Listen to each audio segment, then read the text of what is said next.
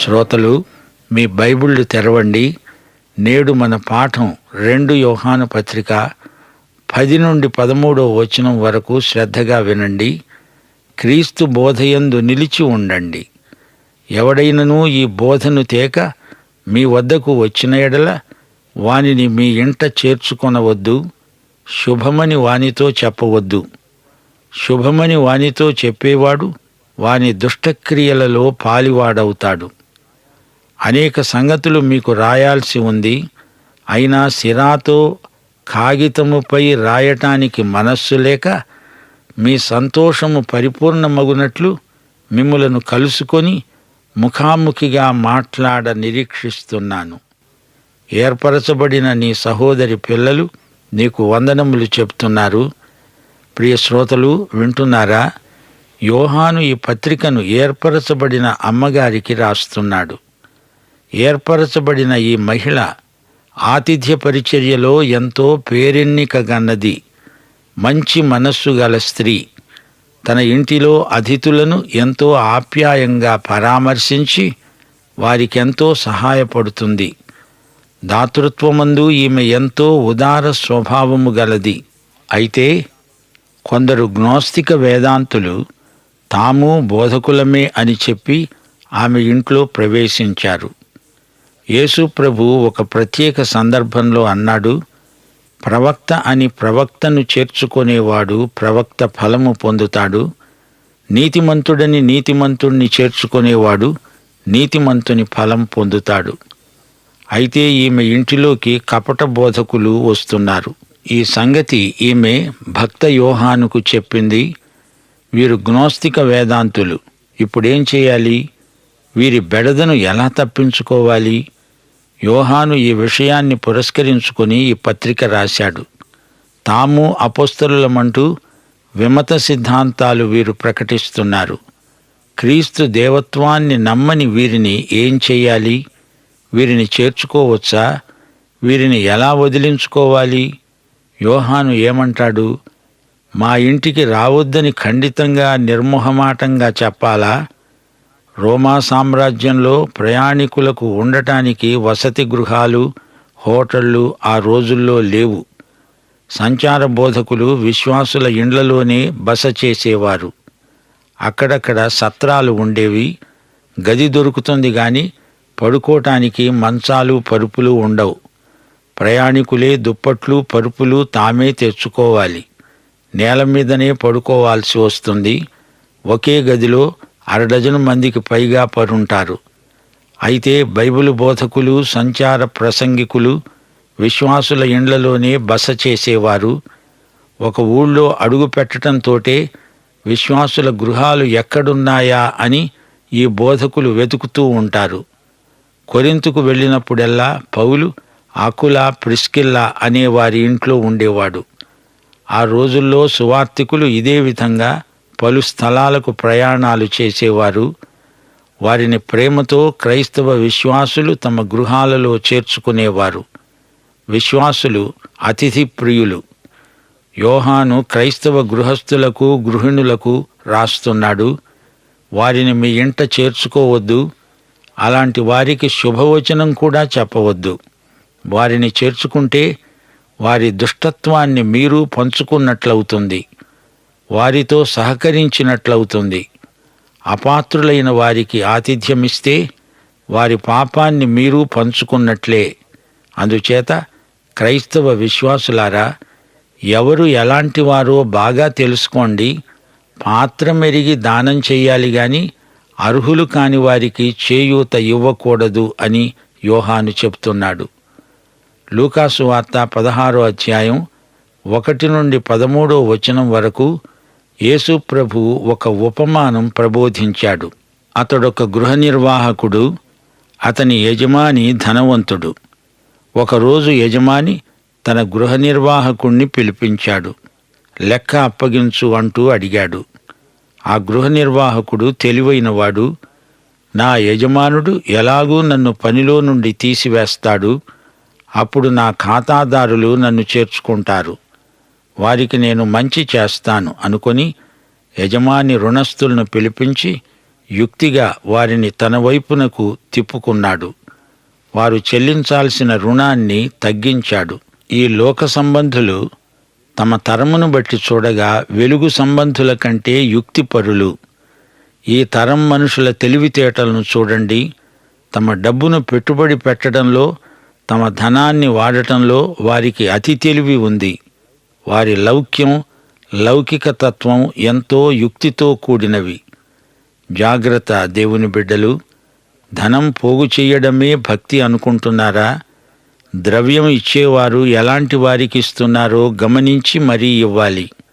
డబ్బు పోగు చేసేవారలారా, అమాయకులను మోసం చేయకండి. సువార్త ప్రకటనలో పద్ధతులు, ఉద్దేశ్యాలు పవిత్రమై ఉండాలి. యుక్తిపరులారా, మీ యుక్తి కాదు, పరిశుద్ధాత్మ శక్తి కావాలి. నమ్మకంగా సువార్త ప్రకటించాలి. అన్యాయపు సిరిని కూడబెట్టడంలో మీ యుక్తికి భక్తి అని పేరు పెట్టకండి. ఇదే ఈ పత్రికలోని పాఠం. ఏర్పరచబడిన అమ్మగారు, మీరు అడ్డమైన ప్రతి ఒక్కరినీ చేర్చుకుంటున్నారు. కపట బోధకులను చేర్చుకుంటే వారి దుష్టత్వాన్ని నీవు పంచుకున్నట్లే అవుతుంది. లక్ష్యశుద్ధి లేని వారిని మనం లక్ష్య పెట్టకూడదు. వారికి ఆతిథ్యం ఇవ్వకూడదు. నేను రాసిన దానికంటే ముఖాముఖిగా మీతో బాగా మాట్లాడదామనుకుంటున్నాను. అట్టి అవకాశం కోసమే ఎదురు చూస్తున్నాను. దేవునికి స్తోత్రం అంటున్నాడు భక్త యోహాను. మీ సంతోషం పరిపూర్ణమవ్వాలంటే నేను స్వయంగా వచ్చి మీతో మాట్లాడాలి. 45వ కీర్తన 1వ వచనంలో దావీదన్నాడు, నా నాలుక త్వరగా వ్రాసేవాని కలము వలె ఉన్నది. పౌలు నాలుక నిజంగా వాడి అయిన కలమే. శ్రోతలు వింటున్నారా? యోహాను విశ్వాసులను హెచ్చరిస్తూ చెప్పిన మాటలు ఎంతో విలువైనవి. ఇవి ఈ రోజున మనకు కూడా వర్తిస్తాయి. హితబోధ చెయ్యని వారితో సంబంధం పెట్టుకోకూడదు. వారితో సహవాసం చెయ్యకూడదు. ఇంట్లో చేర్చుకోకూడదు. బయట శుభవచనం చెప్పకూడదు. సహవాసం చేస్తే వీరు వారవుతారు. సహవాస దోషం చివరికి వీరి ఆధ్యాత్మిక సహవాసానికి అభివృద్ధి నిరోధకమవుతుంది.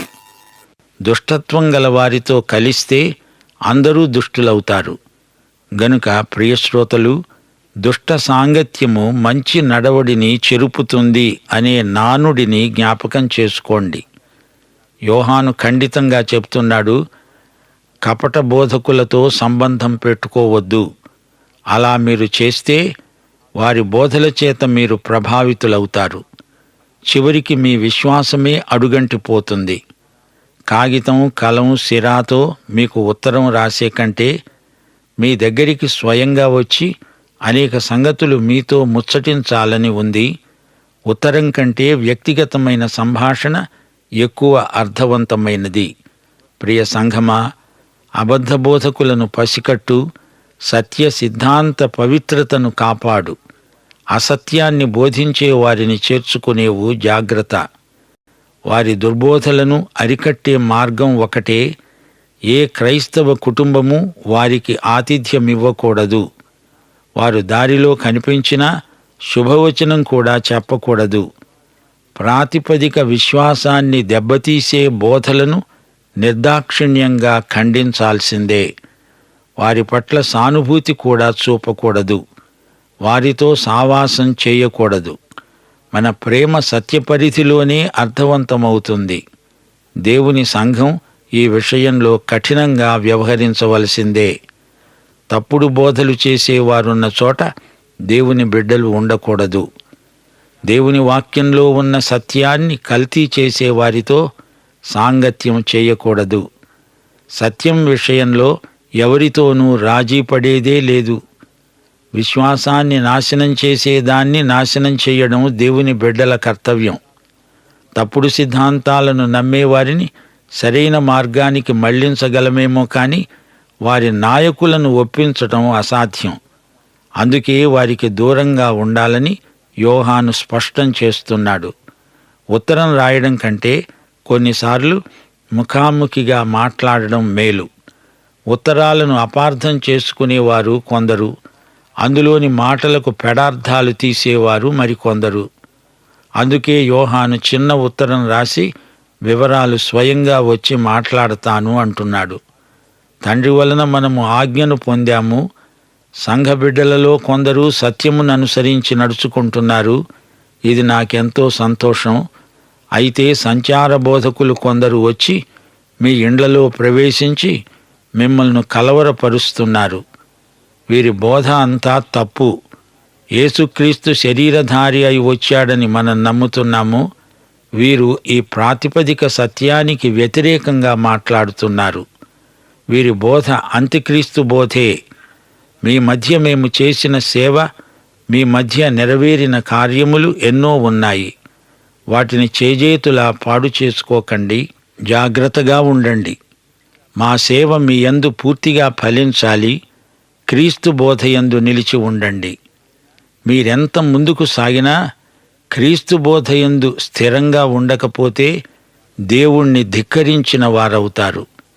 క్రీస్తు బోధయందు స్థిరులై నిలకడగా ఉంటే తండ్రి అయిన దేవుడు, ఆయన కుమారుడైన యేసుక్రీస్తు మీకు తోడై ఉంటారు.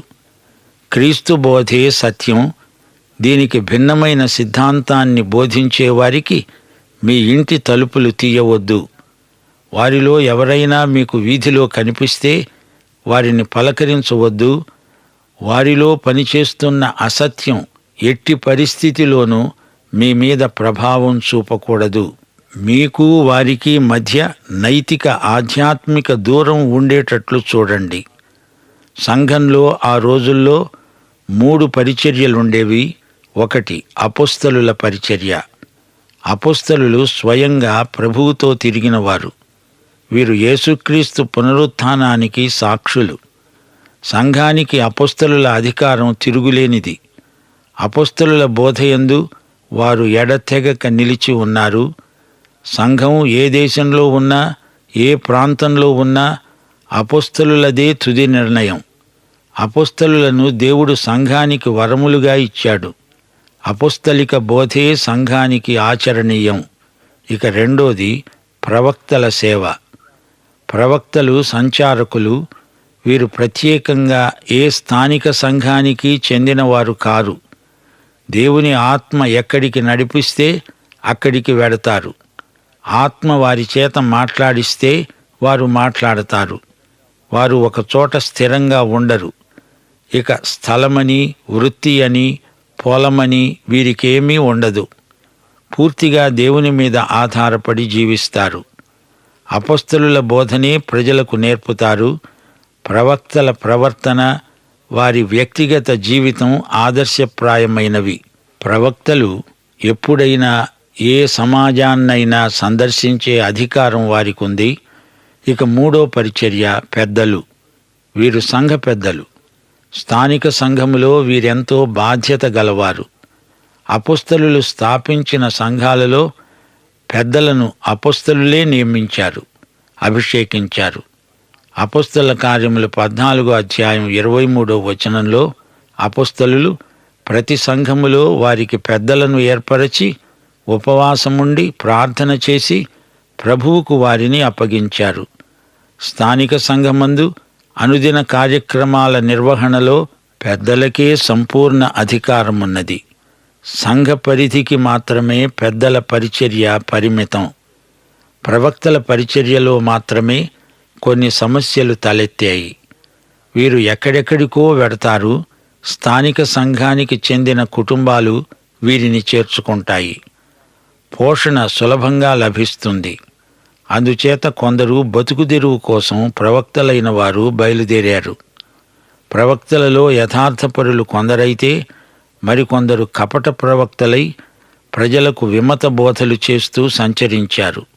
సాధారణంగా ప్రవక్తలు 1-2 రోజుల కంటే ఎక్కువ ఎవరి ఇంట్లోనూ ఉండకూడదు. ధనాపేక్ష గల వ్యక్తి కపట ప్రవక్త. తాను బోధించే సత్యాన్ని ఆచరించేవాడే నిజమైన ప్రవక్త. ఏ ప్రవక్త సోమరిగా ఇతరులపై ఆధారపడి బ్రతకడు. అవసరమైతే కష్టపడి పనిచేస్తాడు. సోదరీ సోదరులారా, వింటున్నారా? ఈ పత్రికలోని మూలాంశాలను మరొకసారి మననం చేయండి. ఏర్పరచబడిన మహిళ అనే బిరుదం సంఘము యొక్క సాంకేతిక నామం. సంఘము యేసుక్రీస్తు యొక్క వధువు. ప్రేమ, సత్యము అనే రెండు మాటలు గమనించదగినవి.